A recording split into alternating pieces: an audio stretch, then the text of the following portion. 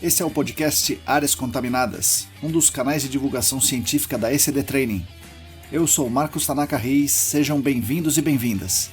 Estamos no ano 2 do podcast. Sigam a gente também no YouTube, canal ECD Training, no Instagram, @ECDambiental, no Telegram, canal Áreas Contaminadas. Assine a nossa newsletter e fiquem conectados. A trilha sonora foi composta pelos escalafobéticos Mauro Tanaka e Guilherme Durão, @Azalato-Sampa e @Guilherme.Durão.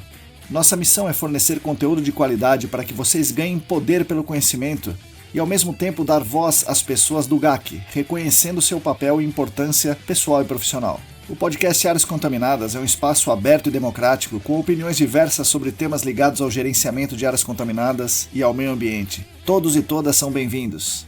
O oferecimento é da ECD Training e dos colaboradores do Apoia-se. A edição é de Lilian Coreiaço Riz.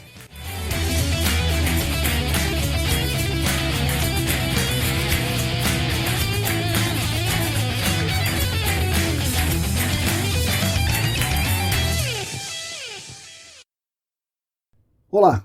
Para todo mundo que está lavando a louça, passando aspirador, está no trânsito, olhando as fotos aéreas antigas, bom dia, boa tarde, boa noite. Eu sou Marcos Tanaka Reis e esse é o episódio número 65 do podcast Áreas Contaminadas, o 30º, sim, o 30º da segunda temporada. Editado por Lilian Coreiaço Riz e oferecido pela ECD Training e pelos nossos colaboradores do Apoia-se. Agradeço demais a companhia de todas e todos vocês. Os nossos canais são mantidos com a ajuda financeira dos nossos colaboradores no Apoia-se. Quem quiser e quem puder contribuir financeiramente conosco será muito bem-vindo, muito bem-vinda e estará ajudando, além de mim, toda a nossa comunidade, garantindo a continuidade dos conteúdos gratuitos para todas e todos aqui no podcast e também lá na newsletter. Para você fazer essa contribuição financeira é só acessar o site Apoia-se, apoia.se/ECDambiental. É simples, é seguro fazer os pagamentos e você escolhe como fazer esse pagamento, com boleto, com cartão de crédito, etc. Eu gostaria aqui de deixar público os meus agradecimentos aos nossos colaboradores atuais, que são os seguintes: Ábila de Moraes, Alain Humberto, Átila Pessoa, Bruno Fiscuc, Bruno Bezerra, Calvin Yost, Cristina Maluf, Denise Oliveira, Diego Silva, Fabiano Rodrigues, Felipe Ferreira, Gilberto Vilas Boas, Heraldo Jaquete, João Paulo Dantas, Joyce Cruz, Larissa Galdeano, Larissa Macedo, Leandro Freitas, Leandro Oliveira, Lilian Puerta, Luana Fernandes, Luciana Vaz, Marina Mello, Roberto Costa, Rodrigo Alves, Sérgio Rocha, Solane Sampaio, Tamara Dias, Tatiana Citolini, Wagner Rodrigo, William Taquia e mais 7 apoiadores anônimos. Muito obrigado a vocês que são os principais responsáveis pela manutenção dos nossos canais de divulgação. Esse aqui vai ser mais um daqueles episódios diferentes. Ao invés de eu entrevistar algum convidado, eu vou fazer uma explanação com comentários sobre um tema específico. Recebi algumas sugestões de fazer com mais frequência esse tipo de episódio. O último foi o episódio número 63, em que eu falei sobre a caixa preta de luz ultravioleta A, um dispositivo que desenvolvemos para a investigação de Alnepal no solo. A repercussão desse episódio foi bem interessante. Recebi vários comentários, várias perguntas, de modo que eu pensei em repetir o mesmo tipo de episódio com outros temas. Alguns comentários que eu recebi foram na direção de que esse tipo de conteúdo no podcast ajuda bastante as pessoas que não têm tanto acesso às publicações, aos cursos, aos eventos do Senac, da ESAS, às novidades do mercado. Uma das pessoas que me falou sobre isso foi a Celine, a nossa convidada da semana passada no podcast. Vocês devem ter ouvido o episódio número 64. Se não ouviram, ouçam, foi um episódio muito, muito interessante. E também a Larissa Macedo, que já participou de 2 episódios conosco. As duas me disseram, entre outras pessoas, né, essas duas queridas amigas, aí, a Celine e a Larissa, me disseram que episódios técnicos mais curtos são muito importantes para o dia a dia do trabalhador comum do GAC. Então, mãos à obra, ou melhor, voz à obra.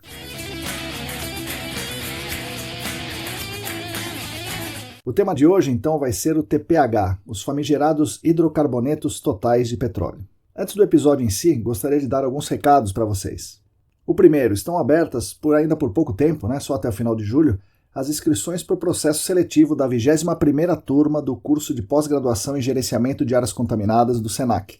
O curso terá a duração de 3 semestres, com aulas basicamente presenciais aos sábados. Isso, claro, se a pandemia deixar. E com algumas aulas online nesse meio. Se você tiver interesse, se apresse. As vagas são limitadas. Mais informações estão no site do Senac, sp.senac.br. Outro recado, estão abertas também as inscrições para 2 cursos legais, muito legais, promovidos pela parceria Senac e AESAS, ambos online, ao vivo, e serão realizados no mês de agosto. Um deles vai ser de avaliação de risco, ele terá 24 horas de duração e será ministrado às segundas e quintas, das 8 ao meio-dia em agosto.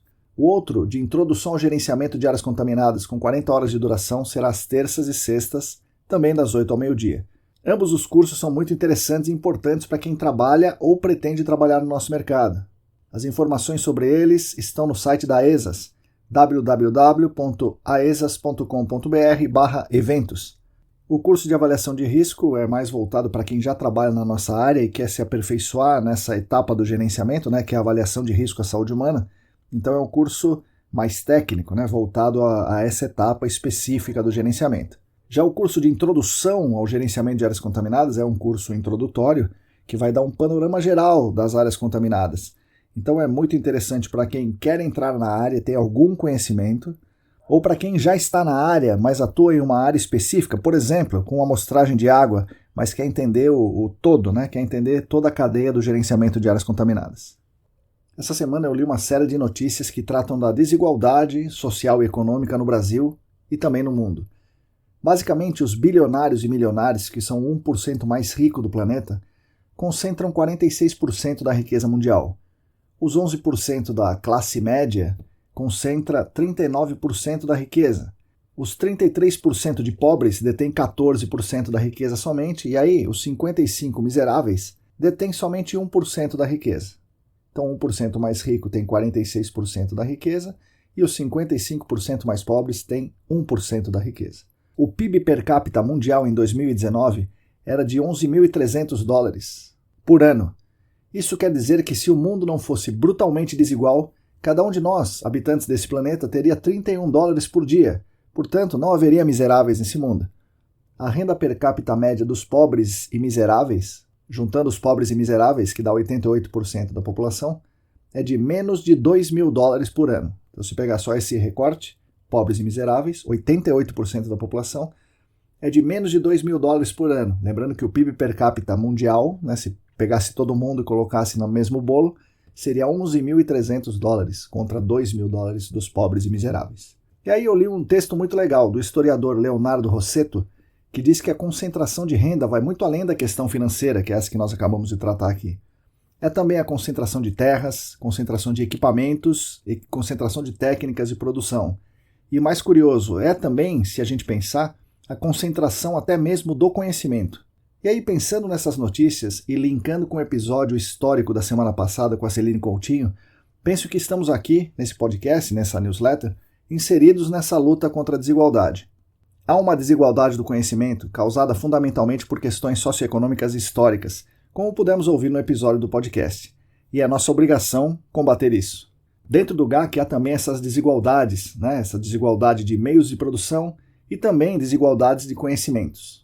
Uma das nossas funções aqui com esses canais, talvez a mais importante função dos nossos canais, é reduzir essa desigualdade do conhecimento, tornando acessível e disponível o conhecimento do GAC. Alguns podem alegar que o conhecimento está aí, está no site, está no Cluin, está nos livros online, pela internet toda, e seria só buscar. Mas isso demanda tempo, e tempo é escasso para quem é o trabalhador normal do GAC, que passa o dia inteiro no campo, ou mesmo no escritório, tem a dupla jornada na casa e uma porção de coisas. Demanda também recursos, demanda domínio da língua inglesa, e muitas vezes demanda algum tipo de orientação. Aqui nos nossos canais, como a newsletter e esse podcast, estamos procurando reduzir essa desigualdade. Com a ajuda de muita gente que colabora conosco, cedendo seu tempo, dando entrevistas, dando dicas, indicações de vagas, indicações de artigos, fazendo perguntas, debatendo, lendo, repassando e também colaborando financeiramente, eu acredito que estamos caminhando no sentido de reduzir as desigualdades de conhecimentos no GAC. A luta é longa, meus amigos e minhas amigas, mas a causa é justa e quem está caminhando conosco importa mais do que a própria guerra. Continuem conosco, por favor, vamos em frente. E vamos agora falar então sobre o nosso amigo o TPH, hidrocarbonetos totais de petróleo.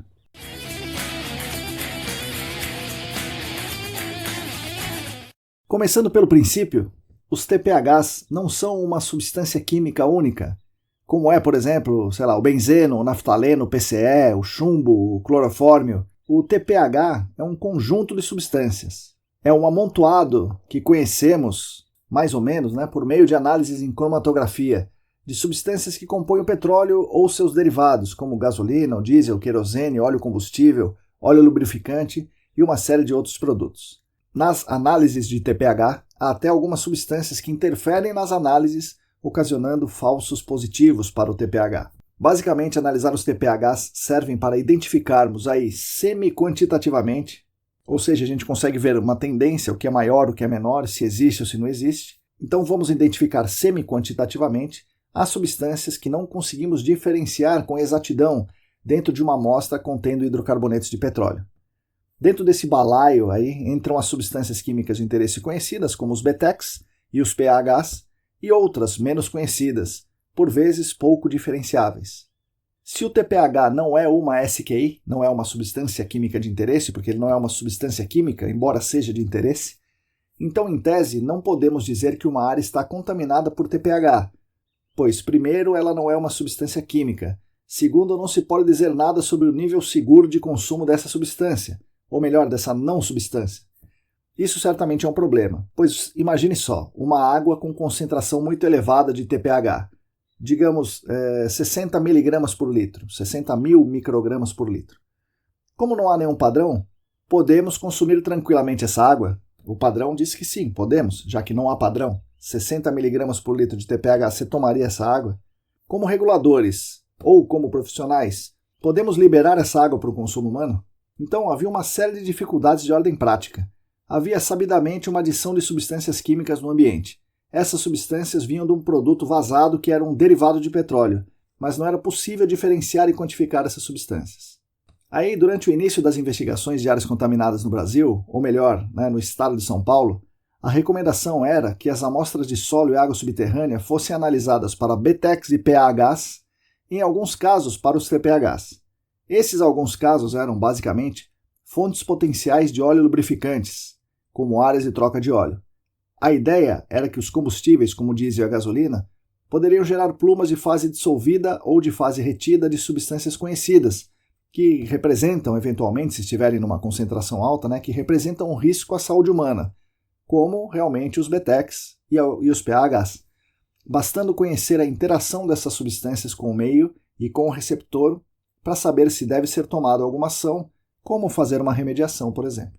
Nas áreas onde o produto que poderia ser a fonte eram os óleos lubrificantes e outros produtos, além do BTECs e PAH, era solicitado que se analisasse o TPH total, com uma forma de varredura inicial, ou seja, haveria um indicativo de que há uma contaminação, mas não se sabe exatamente de qual substância, nem se essa contaminação geraria um risco à saúde humana ou ao meio ambiente.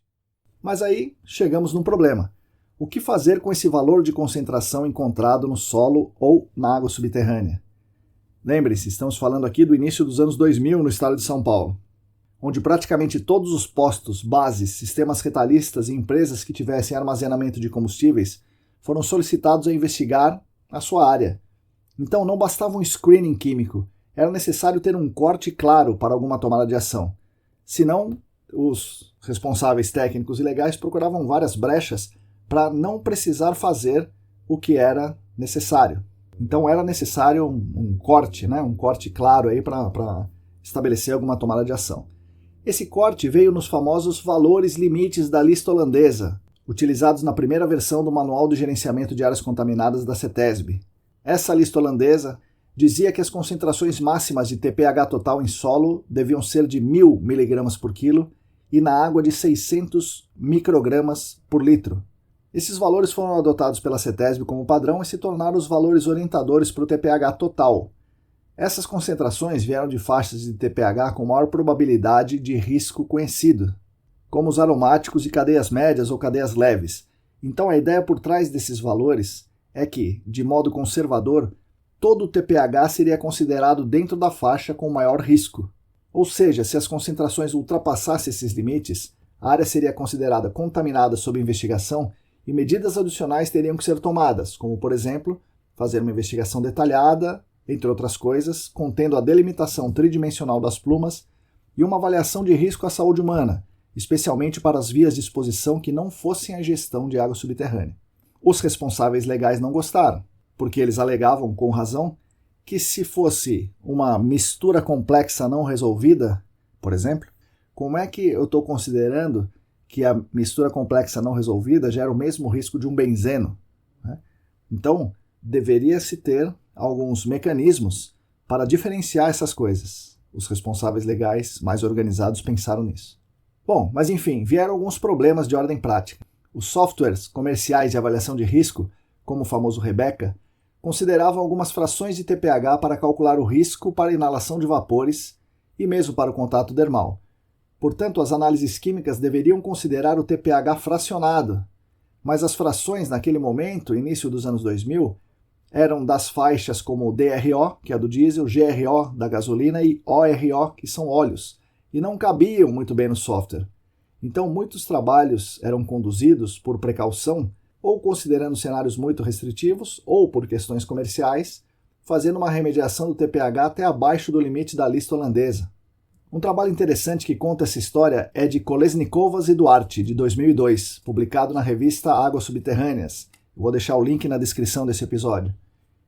Esse trabalho mostra os estudos internacionais conduzidos pelo grupo TPH-CWG. CWG é Criteria Working Group, que agrupou os hidrocarbonetos em faixas com características físico-químicas e toxicológicas semelhantes e estabeleceu o conceito de carbonos equivalentes. Basicamente, o CWG dividiu os TPHs em alifáticos e aromáticos, e em faixas de carbono, indo de 5 carbonos até 35 carbonos.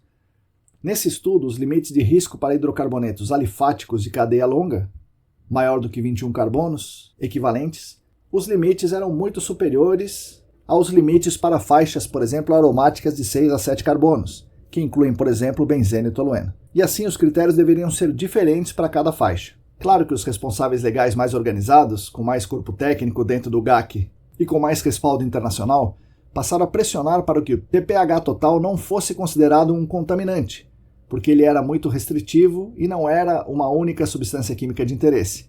E não era possível fazer uma avaliação de risco à saúde humana adequada, entre outras coisas. Fizeram essas demandas até que o TPH total em solo e água subterrânea, com os referidos limites da lista holandesa, passou a ser considerado somente nas investigações de poços de combustíveis, na confirmatória ou em casos em que o cenário de risco fosse a ingestão de água subterrânea.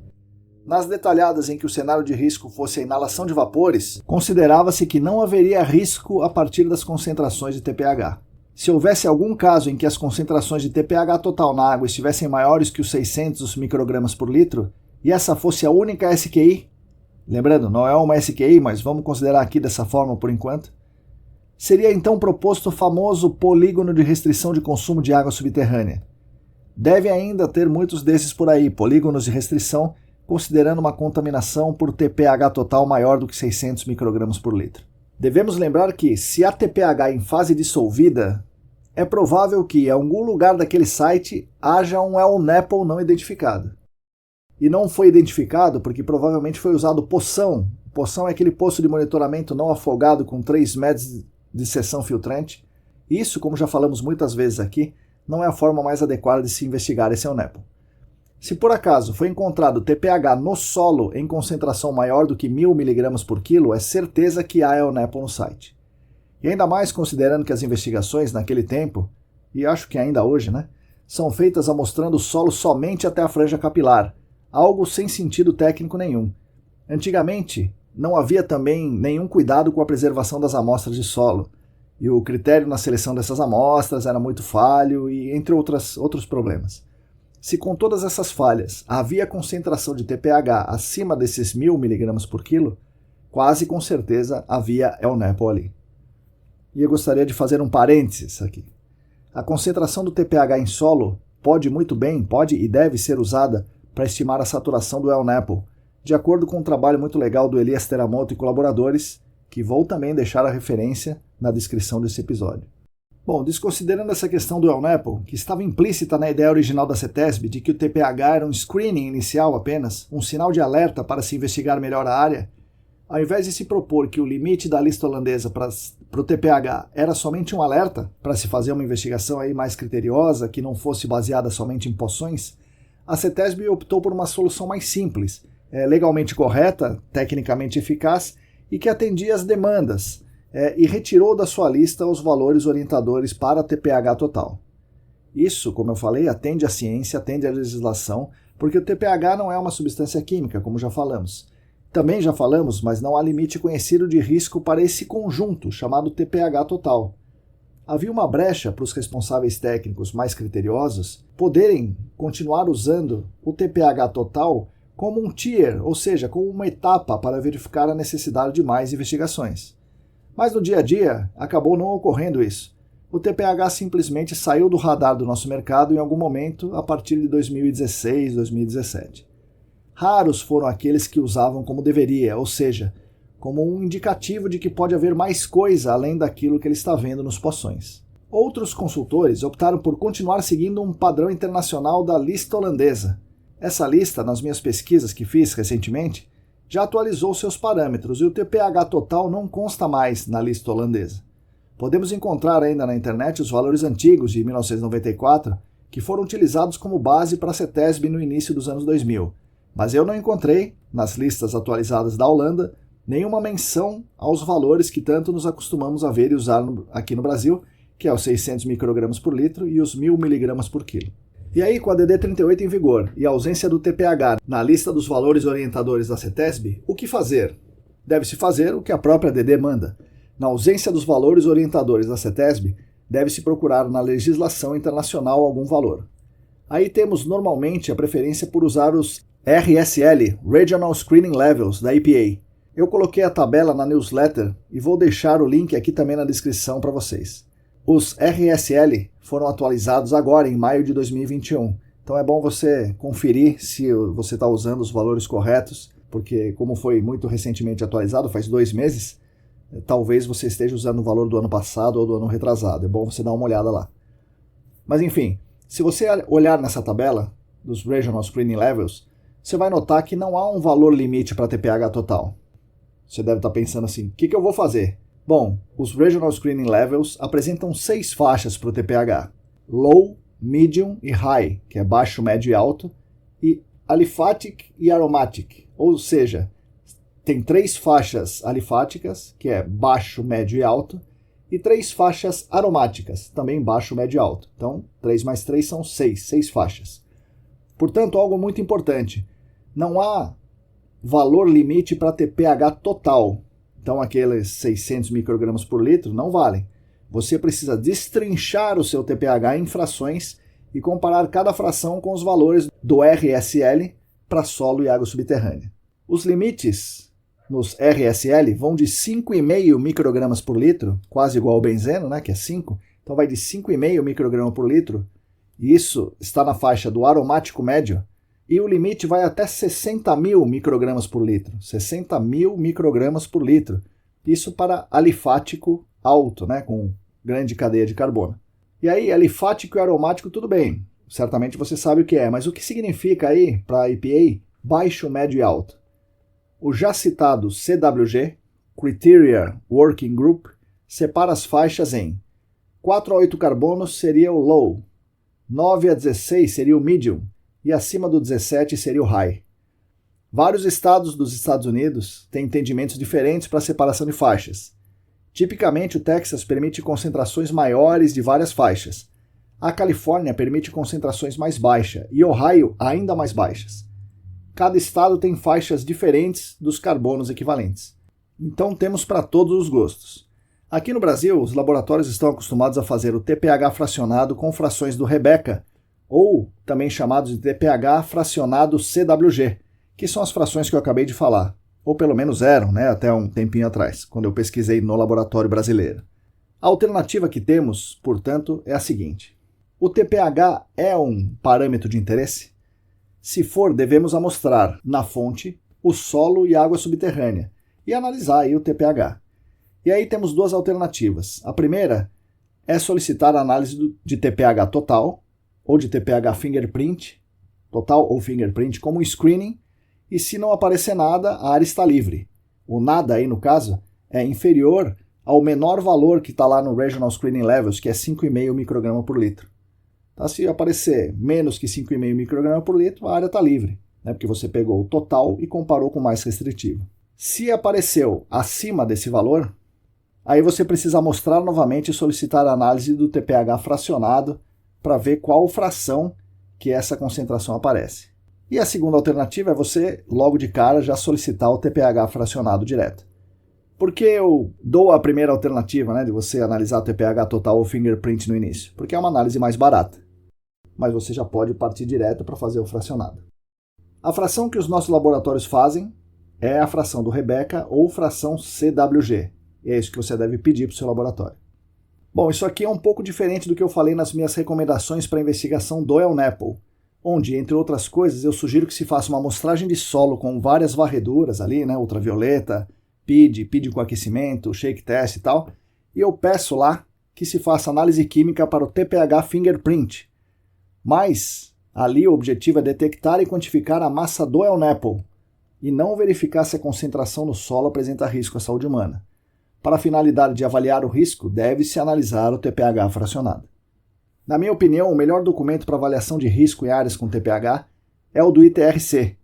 E eu vou deixar o link aqui também para vocês, mais um link que eu vou deixar para vocês. A sequência de ações que esse documento propõe é a seguinte. Primeiro, iniciar por uma preliminar e verificar se há indícios de hidrocarbonetos. Segundo, se houver indícios, coletar dados iniciais, começando pela verificação da presença de El-NEPL. Se houver El-NEPL, seguir com a investigação apropriada. Terceiro, se não houver El-NEPL, coletar amostras e compará-la com os padrões legais. Podemos considerar aqui os Regional Screening Levels da EPA, ou considerar a fração mais restritiva e comparar os valores com o TPH total. Se as concentrações forem menores que os limites, não há necessidade de novas ações.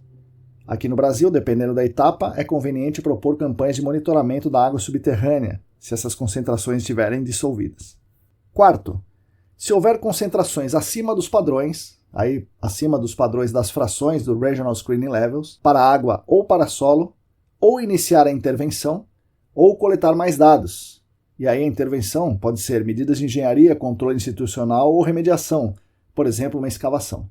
Quinto, coletar mais dados nesse caso pode ser com a análise mais cuidadosa dos cromatogramas para ver que faixa ele está mais próxima, estudos mais detalhados das frações, dados mais confiáveis nas unidades hidroestratigráficas, maior resolução na sua investigação, entre outros. Sexto, de posse desses dados, refinar a avaliação de risco à saúde humana e eventualmente fazer uma avaliação de risco ecotoxicológica também. E aí o item 7, o último item, se houver risco, implementar as medidas de intervenção. Caso contrário, fazer um monitoramento para o encerramento. Para você entender mais detalhes sobre essas avaliações de risco diferentes, aí mais específicas, recomendo o trabalho que eu citei aqui, né, especialmente o documento do ITRC. Em resumo, comparar com a antiga lista holandesa não é o mais correto a ser feito. A questão é muito mais complexa do que parece, e os 600 microgramas por litro e os 1.000 miligramas por quilo não são um limite adequado para os nossos estudos nas nossas áreas contaminadas aqui.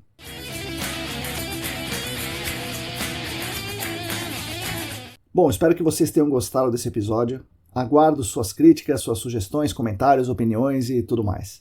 Agradeço novamente a atenção de todas e todos. Como eu sempre falo, nós da ECD Training, junto com vocês, continuaremos lutando por um mundo melhor e mais justo para todas e todos e também para as futuras gerações. Sigam a gente no YouTube, Telegram, Facebook, Instagram, assinem a nossa newsletter e fiquem conectados. Somos atualmente em 389 assinantes da newsletter, 335 inscritos no canal do Telegram, 759 inscritos no YouTube, 696, ou quase 700 seguidores e seguidoras no Instagram. Repetindo, se você quiser e se você puder, contribua financeiramente conosco no Apoia-se. O site é apoia.se/ECDambiental. A todas e todos vocês, muito obrigado e até semana que vem.